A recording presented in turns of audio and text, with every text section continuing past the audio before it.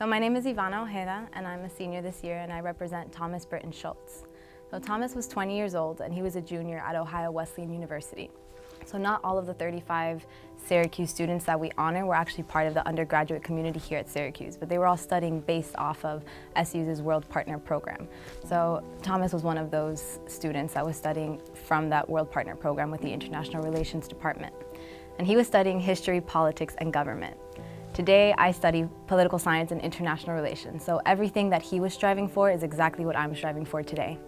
And his entire purpose for actually going to London was because he considered it to be the birthplace of democracy. And he wanted to go to London to understand how the democratic process had evolved and shaped London since up to 1988. And he had planned to come back the following summer of '89 and actually intern on Capitol Hill. And so he wanted to go to London because he thought it would build his international experience so that he can become a more competitive law school applicant. Today, I'm working on a competitive law school application.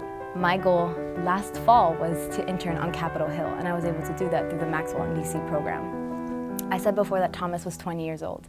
Today, he'd be 49, and that's the age of my mother. And so when I see Thomas, I see myself right now.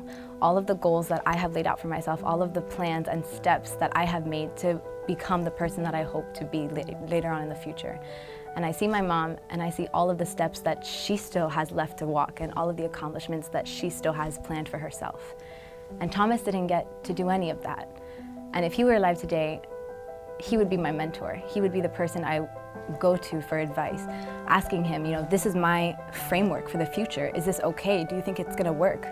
Do you think it's gonna be successful in some way? And so when each of us was paired with a specific person to represent, they each gave us a blurb as to why we were chosen. And so I remember they told me that Thomas was always described by his professors as being an ideal student, and that he was just a sponge. All he wanted to do was absorb the knowledge, absorb the experiences from all of his classes, from all of his peers. That way he can better frame his own argument, and he can better understand all of the different aspects of everything that was being thrown at him.